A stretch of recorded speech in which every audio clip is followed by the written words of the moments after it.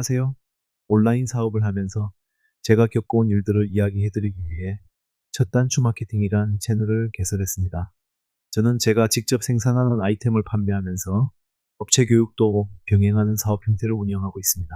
업체 교육을 하다 보면 공통적으로 발생하는 문제점들이 몇 가지가 있어서 오늘은 그 부분에 대해 말씀을 드리려고 합니다. 오늘 이야기는 오프라인 기반의 사업에서 온라인 기반의 사업으로 옮겨오실 계획이 있으신 분들이라면 도움이 되실 것 같습니다.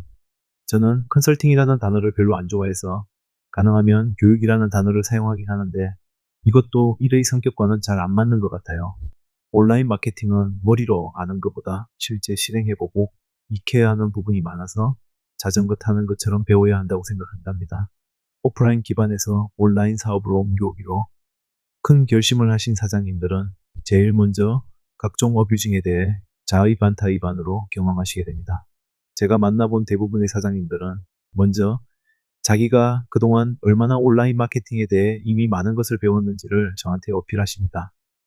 소위 마케팅 업체에 비용을 지불하시고 스마트 스토어 찜 숫자도 올리고 후기도 달아보고 인스타 팔로워도 늘려보고 블로그 상위 노출도 시켜봤다고 하십니다. 가득 찬 잔에 물을 부어봤자 물은 넘쳐날 뿐입니다. 다 듣고 나서 사장님에게 여쭤봅니다. 사장님 제품을 한 줄로 설명하자면 뭐라고 해야 할까요? 사장님 눈이 하늘로 향하고 침묵이 흐릅니다. 다시 여쭤봅니다. 제가 미리 사장님 제품을 검색해보고 왔는데 비슷한 기능의 제품이 네이버에 25,000개 정도 나오는데 왜 제가 25,000개 중에 사장님 제품을 사야 할까요? 사실 이 질문들에 바로 대답하실 수 있는 사장님들은 저를 만날 이유가 없습니다. 그분들은 이미 궤도에 올라가 있을 테니까요. 제가 생각하는 온라인 마케팅은 이 질문에 대한 보금 답안을 사장님과 함께 먼저 만들고 그 답안을 최대한 돈과 노력을 적게 들여 가능한 한 많은 사람들이 알 수 있게 만드는 것입니다.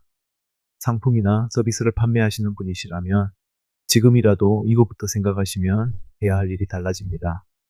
더 어려운 건 이렇게 힘들게 만든 모법 답안이 시장에서는 답이 아닐 수 있다는 것입니다. 나는 내 제품이 A라는 문제에 대한 솔루션이 될 것이라고 생각하고 타겟팅을 하고 있는데 사용자들은 B라는 문제에 대한 솔루션으로 그 제품을 사용하는 것을 후기를 통해 알게 되는 경우도 많습니다.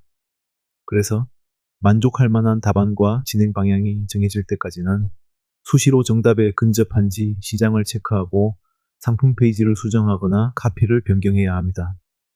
힘들게 회사의 대표가 온라인 쪽으로 이사를 결심해도 문제는 남아 있습니다. 오너의 온라인 진출 계획을 들은 직원들은 그냥 또 일이 하나 늘었구나 라고 생각할 뿐이라는 것입니다. 온라인 이사 때에는 기존 직원의 충분한 이해와 협조 요청을 전사적으로 선포하고 직원들이 긍정적인 마음으로 온라인 진출에 협조하는 분위기를 만들어야 합니다. 이 작업이 이루어지지 않으면 어떤 일이 생길까요? 먼저 오너는 기존 직원들 중에 온라인 업무를 맡을 사람이 없다는 걸 알고 직원을 새로 뽑기로 합니다. 그런데 오너를 포함해 임원 중 그 누구도 새로 뽑을 직원의 옥석을 가릴 사람이 없습니다.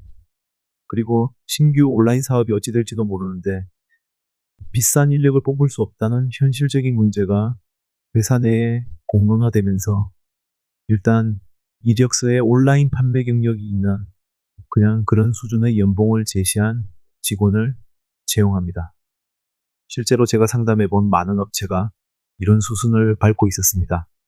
새 직원은 오자마자 쇼핑몰을 새로 만들어야 한다고 몇백짜리 견적을 척척 받아옵니다. 광고비도 돌아서면 없어집니다. 두세 달이 지났는데 물건은 안 팔리고 기존 직원들의 불만이 시작됩니다.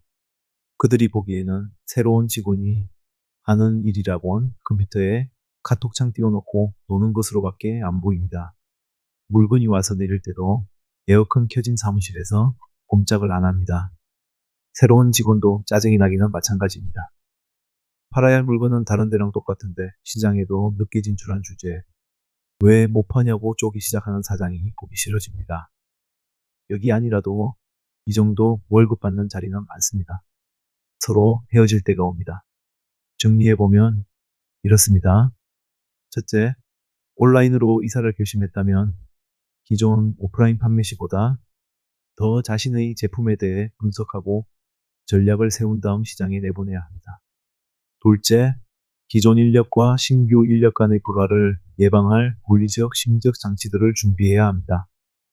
사무실을 따로 얻든지 차라리 기존 직원 중에 온라인에 의욕을 보이는 친구들을 재교육을 통해 업무를 맡게 하는 게 나을 수도 있습니다. 셋째, 시간이 걸린다는 걸 인정해야 합니다. 오너부터가 온라인 진출 결심에 몇 년이 걸린 건 인식하지 못하고 시작하자마자 당장 결과를 보고자 한다면 모두가 피곤해집니다.